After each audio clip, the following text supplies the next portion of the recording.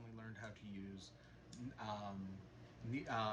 knitting needles in the past 6 months or so. So we're going to start off very basically, and we're going to learn, and I'm going to show you how to start a project. All right. So you're going to need a pair of knitting needles. Now, it doesn't particularly matter what size they are, just so long as they match your yarn. So these are number 11, 8mm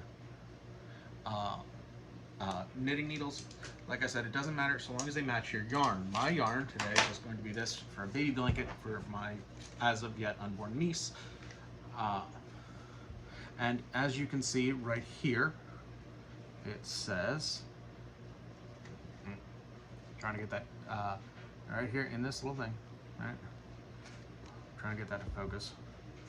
Right here in the center, it says 8mm US number 11. All right, that's how you know the size matches. Different yarns have different thicknesses. You'll want to use use needles that match your yarn. Now, so the first thing you're gonna do, you're actually gonna need about 6 balls of these. I only bought 2. I need more. The pattern says 6 balls. We're not gonna actually use the pattern because we're just going to be knitting straight out, and we're not gonna, because the pattern gets a little more complicated, and I haven't yet learned myself how to follow a pattern. But we're gonna start, all right? So, you'll need about 6 balls of these. They don't have to be this particular brand. Like I said, they just need to match your knitting needles. I usually use a number 8 5mm. That's what most of the yarn that I get is, and that has served me well for the scarf that I'm knitting that I couldn't show you how to start one on.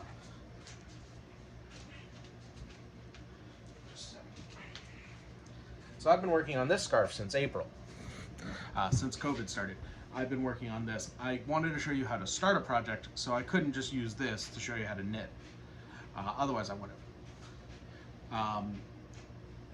So, let me put it this way.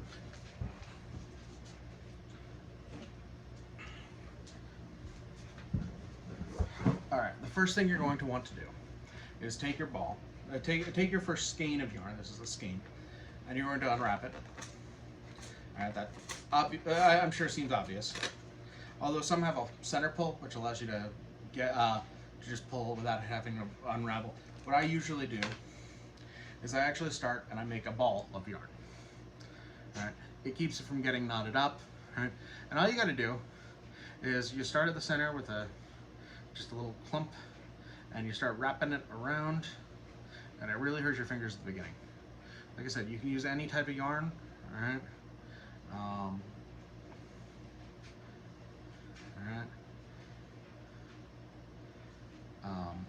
And though my first project was a scarf, I'm not going to recommend making a scarf for your first project because they're big and huge and they take a long time. I'd recommend going for something simpler like a pot holder, making a square, basically.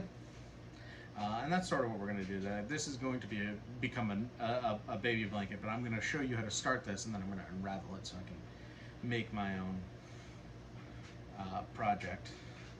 All right, and yeah, you're just going to wrap it up until it becomes a ball. When it's really small like this, it's going to hurt your hands. It's going to require a lot of fine motor control.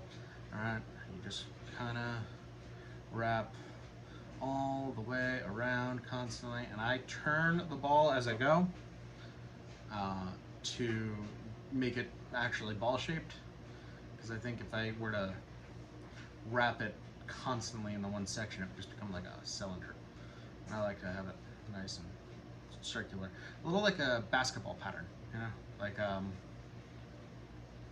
or like an asterisk, better way to visualize it. All right, so you can see I'm kind of going, and there's all kinds of yarns out there.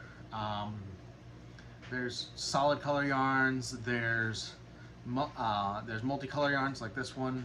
This has a very nice texture to it that I really like. But this was this was on the pricier side of things. Let me check the receipt.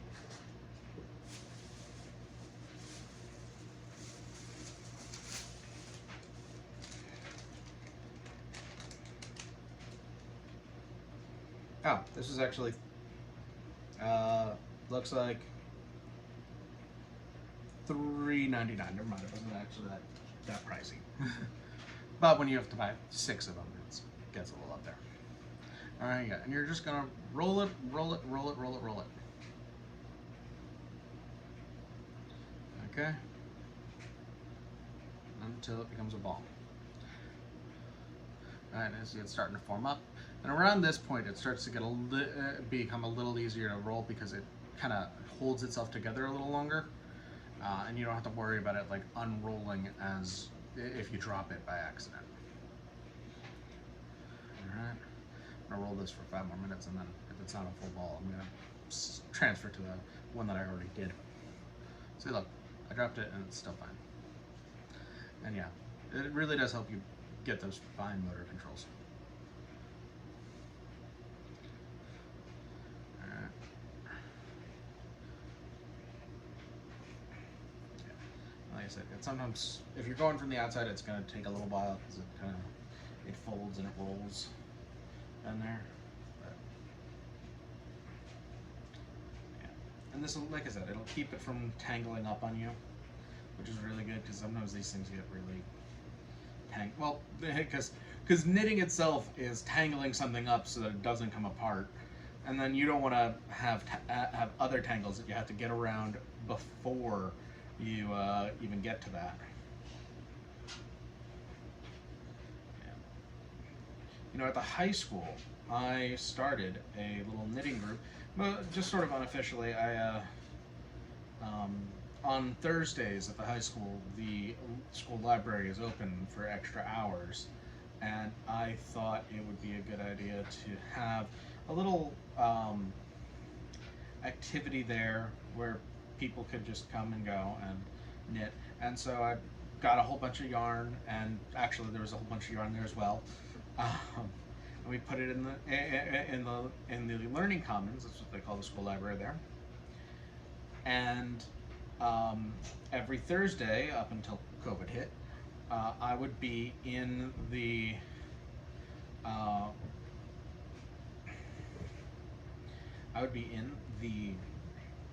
Learning Commons loom knitting, which is a different type of knitting than this.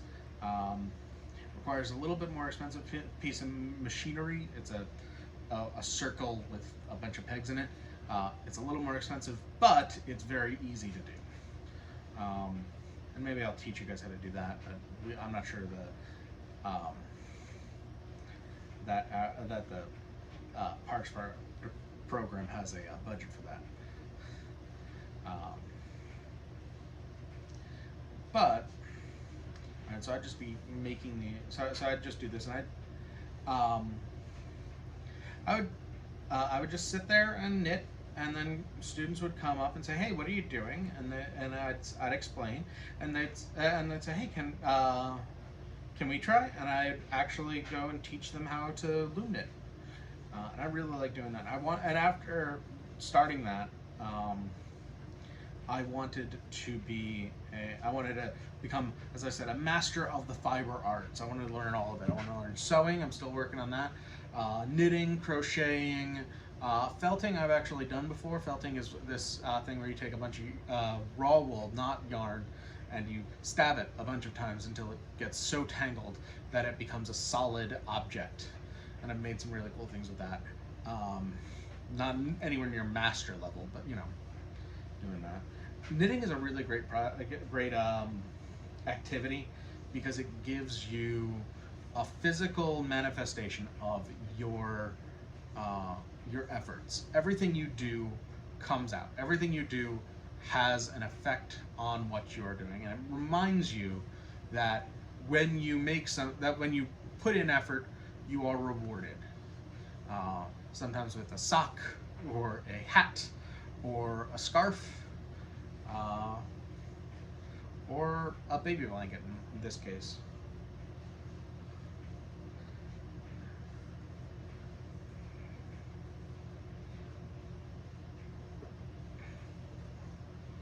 All right, we're about 10 minutes. I'm at 30. So I want to make sure I get a good lesson on how to how to actually start the knitting project. So we're going to stop this here. All right. I'm going to switch from this one, which is still in progress, over to this one, which I did just before making this. All right. And what we're going to do is we're going to take a nice little lead. So we're going to take one of our needles. All right. All right. We are going to go over. All right. Thread this through. I did this right.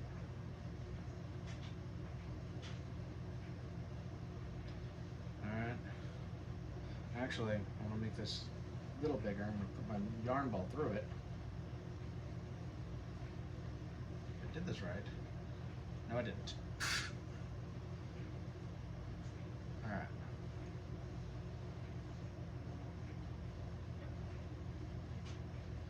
Now what I'm trying to do is I'm trying to make a nice little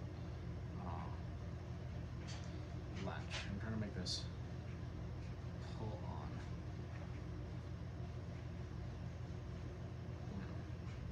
That should be it.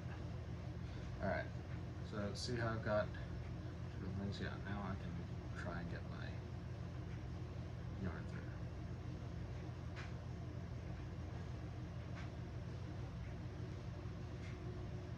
Alright. I hope this is visual enough for all of you. Alright. I'm trying to make this circle a little bigger so that I can get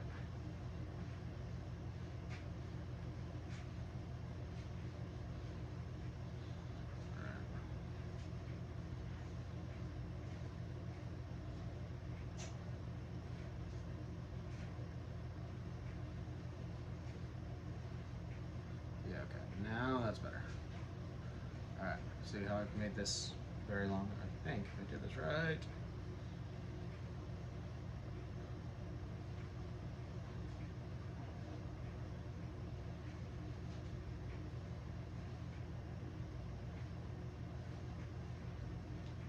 Okay, wait.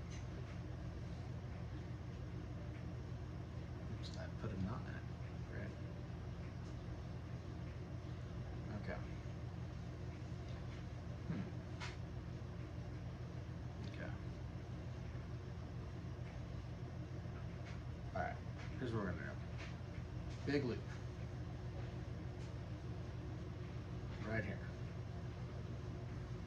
Both sections, through the loop.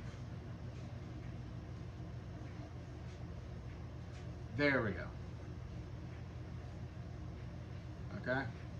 So it's got this sort of thing here. Good. Alright. Okay, so what we're gonna do is called a knit cast on. Alright, and this is how I learned how to knit. Alright, so now on TV and stuff, they always show people knitting like this. That's not how it works. What you do is you take it, right, and you go through the loop. You take your needle, and you should go up at an angle through the loop. And actually, we're gonna go through both of these just because it's easier. All right. And we want to make sure we're not using this little end here. Instead, we're using the working yarn. Right. So now that we've got them through the loop, right? This is my unlooped stick. This is the first one. This here, first one. All right, and we go around. So it's between the two sticks, and then we go down, and we catch that new yarn that we just threw in there, and we do that. All right, and then, all right, let me just remember. Right, I believe. Nope, that's not it. I'm doing it cast on. All right. Okay. All right, so we go up, working yarn. We go around. All right. So it goes between these two. Down. Catch that. All right. Now, oh right, yeah. So now for the knit cast on, what we do is we take that new loop we just made and we hook it on with our first needle, right? And it's there now, right? So now we've got 2 loops, right? We have it already, all right? So then we do that again, all right?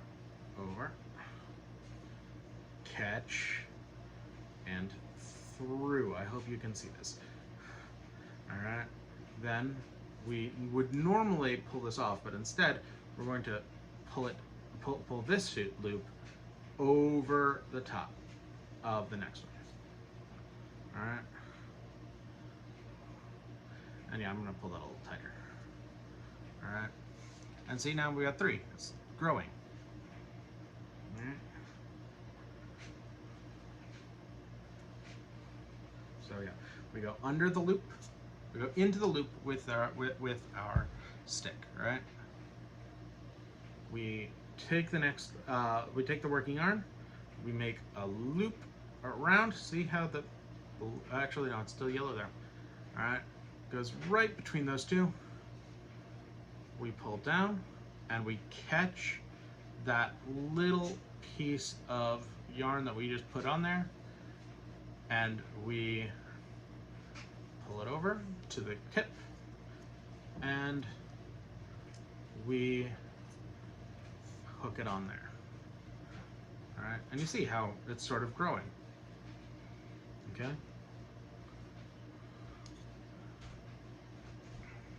All right. Now we're gonna go again. All right. This is a little hard to find all the spots here, but we'll get there. All right. So once again, we stick the needle through the loop. This one's a little tight. All right. We go over the back. All right. We go. So like I said, the needle, the yarn goes from this side behind it. Right. Goes over the current needle, the needle that we're working here. All right. So it makes that loop here, and it goes down. All right, and we catch that here. All right, and now we're gonna bring that up here to the end of our loop, and we're gonna cast that out. All right. So this is called casting on. It's how you begin all knitting projects, right? And we can see how it's grown, right? We can see that this is not just one piece anymore. Eventually we're going to cut off this little thing here, all right, so that we don't have to constantly worry about it in the way. All right, in about 2 minutes I'm going to show you how to actually knit your second row, and it's going to be just like this. But let me say 2 more stitches on here so I can show you. All right, a couple more stitches. See how many I can get in 2 minutes. All right, so we just loop like that.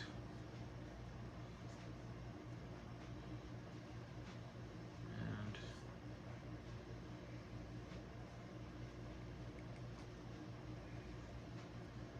all right.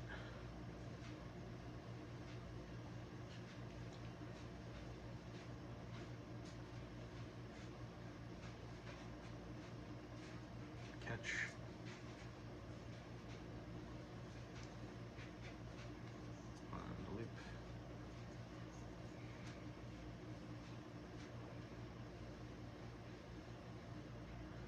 And don't be afraid to make mistakes. You'll do that a lot when you do this. Trust me, I have many holes in that scarf that I showed you where I accidentally did something. I just couldn't figure out how to fix that. But it's fine. You know, you are the person this is for in most cases. You know, it's all up to you. It's all up to you. And you're learning. And the hardest part of learning is remembering that we all make mistakes and that it all changes a lot. So now, and that just our whole life, we are learning and we're trying to be better than we were yesterday. And, you know, you just gotta work, all right? All right, so now I got 10 minutes left of this video. So now I'm gonna teach you how to make the next row. Now don't worry about me and my project and how tiny this is, all right? You're gonna keep casting on for quite a bit. um, until it's around the length and width you want it to be. All right. Yeah. Um, yeah, sorry, I just had to check. I had a text from my boss who was asking me if I've made any progress, and I'm telling him I'm recording a video right now. So, so now I have my I have my line here, right? I'm going to make another line. So so all you got to do for this, right, is you make once again, the knit cast on is exactly what you're doing, right? So you're gonna make this loop, all right, and now see how we have it here. Instead of what we did before, where we just kind of kept looping things on, now we're going to take them off. So this is here, right? I want to keep it here instead of putting it on here. So we just go and we pull off the next loop, right? And then we start and we do it again. We go back and we make another knit and we pull it off. We make another knit and we pull it off and make another knit and pull it off. All right.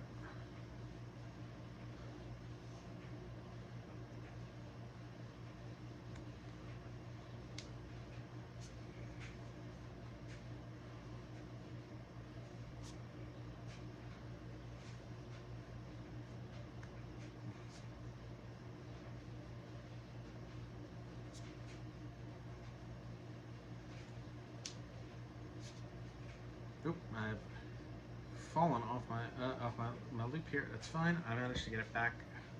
All right. So we're just gonna keep going. We're gonna grab those. I'm gonna pull this down a little and try and get that in. All right.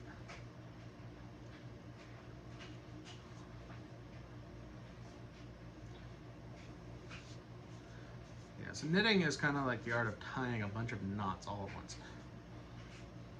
All right. So we're gonna go over, loop, one more.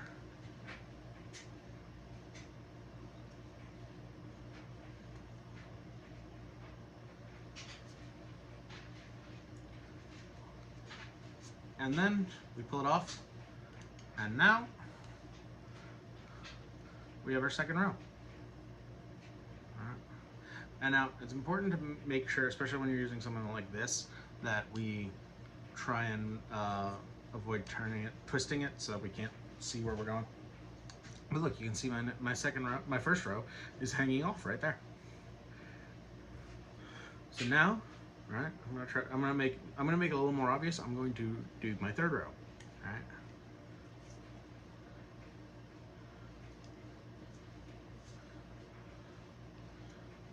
And like I said, you're gonna want to do many more knits when you cast on. Originally, because you're gonna be making something like a square, all right? And you don't want to lose that, but once you get into a rhythm, it's really easy. I'm doing a short one here so I can show you what it looks like.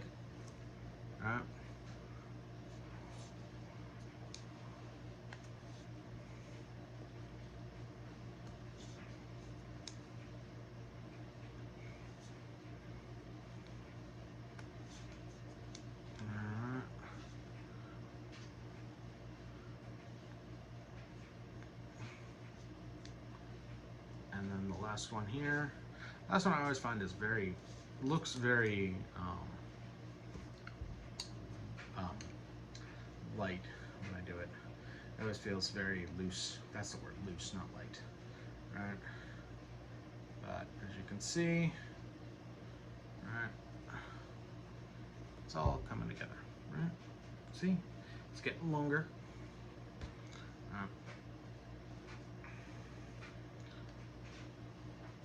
So yeah, I got my, so yeah. And then, you know, like I said, it's really nice. You make great gifts. Eventually, you know, if you want to, like, take these skills to the next level, you can make a sweater that's like really like far down the line, and I'm not ready for it, and and if you're learning from me, you're definitely not ready for it. But there's like whole knitting communities that do like sweater knits. They um, like there's a whole thing called a sheep to sweater, where you actually take you go to a farm, they shear the sheep right there, and the shearing doesn't hurt the sheep at all. It's like getting a haircut. In fact, the sheep, they grow their fur actually grows like hair. It just keeps growing and growing. And if they don't get sheared every year, then they can actually have really serious health complications. So they really do need to be sheared so that they can have a normal life. And so if anyone tells you that wool is murder, they don't know anything about wool and where it comes from. Wool is actually really nice and soft. I love like going to the state fair and like petting a sheep because they're so soft and squishy, and it's so much fun to pet a sheep. Yeah, if you ever get a chance to pet a sheep, do it. All right. So yeah, look, it's coming along. Right. I will do this for hours on it. I will just sit there like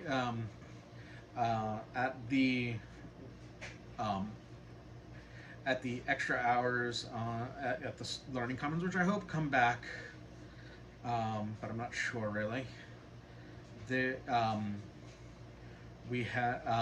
I will sit there from 3 to like 7 knitting, and I'll turn on a podcast on my headphones and I'll just knit, or a audio book or something.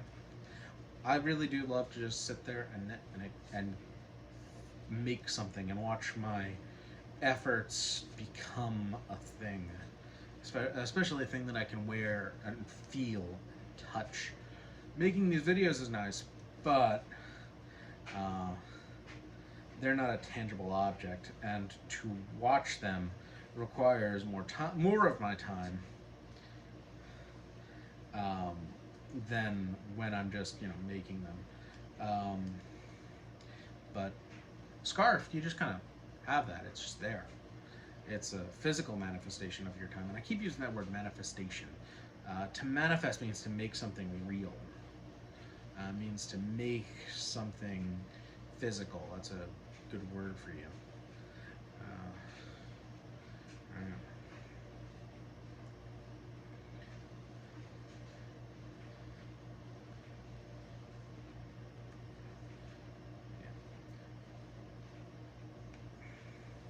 So, like I said, what you gotta do, right? You just go under that loop, right? I'm gonna undo this real quick so you can see, right? So there's my first loop. Needle goes under, right? And you see I'm never pointing them directly at each other, right? Right?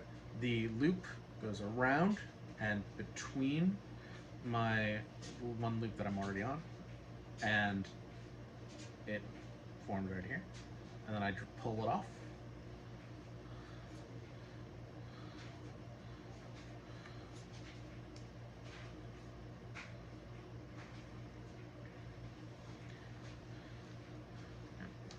Alright, so we're coming to the end of the video, and I of course haven't taught you how to finish a project. I will teach you that at a later date. Right now, it's probably going to take you a while to finish a project. I'm still working on mine with my scarf. So, for now, that's going to be the end of this video. I hope you enjoyed it. Thank you for participating. Thank you for knitting with me. Like I said, I always find it very relaxing experience. I hope you come back, and I hope you make cool things for yourself and for your family. This has been Mr. Reynolds, signing off.